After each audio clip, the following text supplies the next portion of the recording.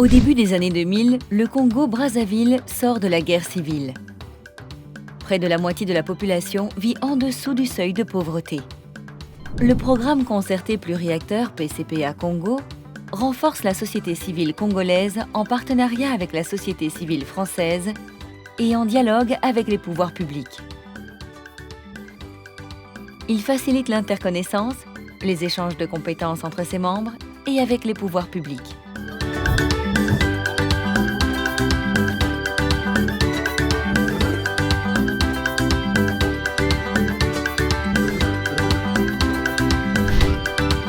Il fallait quand même avoir les capacités nécessaires pour être, entre guillemets, professionnel dans ce qu'on fait. Et aussi professionnaliser nos organisations. Ça parlait des hommes, il fallait bien les professionnaliser.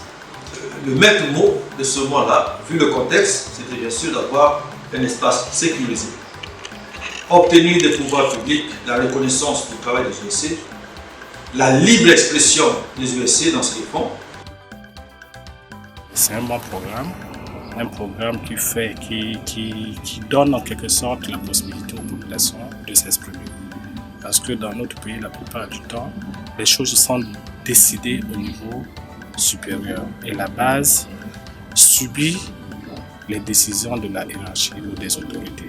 Mais avec le processus de développement local, les populations, à travers les concertations que nous avons organisées, ont pu d'abord identifier les problèmes, arriver à un point où les prioriser jusqu'à décider sur une ou deux priorités à mettre en œuvre.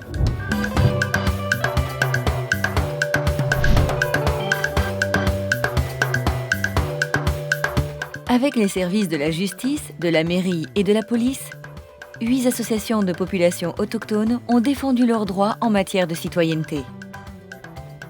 L'inscription des personnes sans papier sur les registres de l'état civil permet l'accès à l'école, aux droits civiques, sociaux et à l'emploi.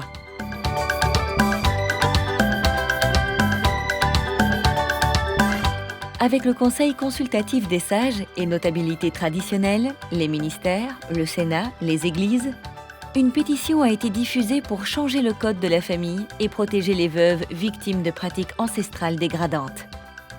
Une cellule d'assistance psychologique a été mise en place.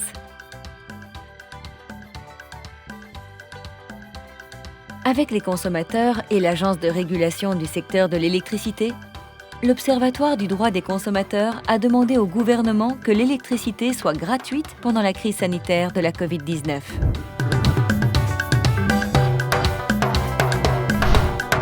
Il faut dire une chose d'abord, c'est une bonne initiative et assez novatrice, je dirais, parce que ça nous a permis de plus belle de nous rapprocher, à apporter chacun du sien sur une problématique qui nous est commune.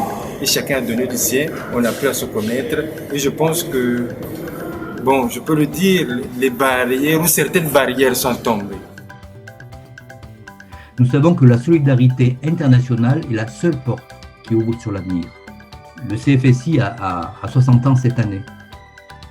Mais je le préviens, pas question qu'il envisage un seul instant de prendre sa retraite. Acteur majeur de coopération avec les pays du Sud, le Comité français pour la solidarité internationale a encore de nombreux défis à relever. Les transitions environnementales, économiques et sociales sont plus que jamais nécessaires. Merci pour votre soutien.